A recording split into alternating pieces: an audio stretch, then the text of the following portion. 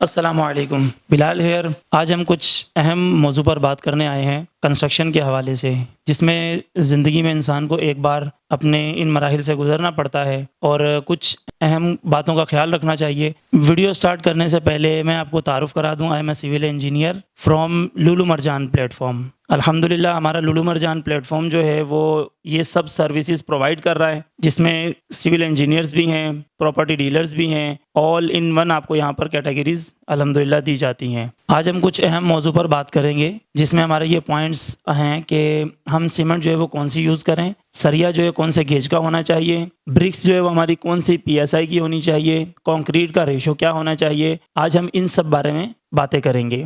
Number 1, जब हम घर बनाना स्टार्ट करते हैं तो सबसे पहले हम ज़मीन का इंतखाब करते हैं। ज़मीन हम जो है वो लेने से पहले उसकी अच्छी से वेरिफ़िकेशन करवाते हैं। वेरिफ़िकेशन करवाने के बाद फिर हमारा मरहला आता है कि हमने उसके ऊपर अपने हिसाब से नक्शा बनवाना है। नक्शे में आपको कितने कमरे चाहिए, क्या डिज़ाइन करवाना है, वो आप अपने आर्किटेक्ट से डिज़ाइन करवाते हैं। डिज़ाइन होने के बाद फिर आप एक अच्छे कॉन्ट्रैक्टर का इंतखाब करते हैं, जिसमें वो उसकी क्वालिफ़िकेशन, उसका जो है एक्सपीरियंस जो है वो मायने रखता है कि उसका एक्सपीरियंस कैसा है, उसकी जो है वो टेक्निकल जो है वो चीज़ों को कितना समझता है और उसकी फिनिशिंग काम की कैसी है।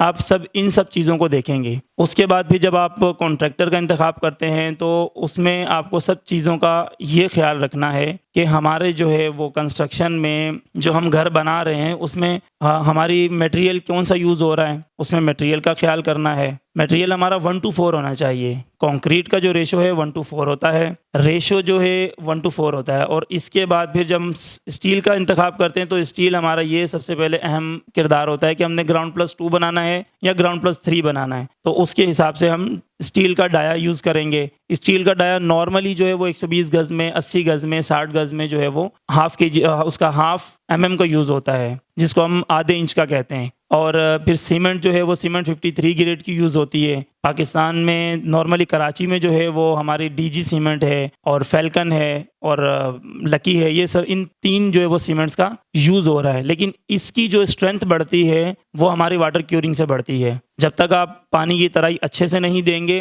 कंक्रीट की जो स्ट्रेंथ है वो मजबूत नहीं होगी। और अगर आप पानी की जो है वो तराई को जितना ज़्यादा, 3 दिन तक तराई दी जाती है, 3 दिन तक और 3 टाइम दी जाती है तराई, और आपको जो है तराई अच्छे से देनी है, जिससे आपका जो है वो बिल्डिंग की स्ट्रेंथ मजबूत होगी। चलें मैं आपको बताता हूं कि लुलु मरजान कंस्ट्रक्शन सर्विसेज में क्या प्रोवाइड कर रहा है। सबसे पहले हम कंस्ट्रक्शन की प्लानिंग करते हैं और उसके बाद फिर हम अपना प्रोजेक्ट एग्जीक्यूट करते हैं। इसके बाद फिर हम अपना कस्टमाइज इंटीरियर और एक्सटीरियर को प्लानिंग के तहत अपनी टीम के साथ लेकर चलते हैं। Timely delivery, high quality material का यूज़, बजट फ्रेंडली सॉल्यूशंस देते हैं। लुलु मरजान का इंतखाब क्यों किया जाए? क्योंकि हम समझते हैं कि हर प्रोजेक्ट का एक यूनिक विजन होता है और हम उसे परफेक्शन के साथ कंप्लीट करते हैं।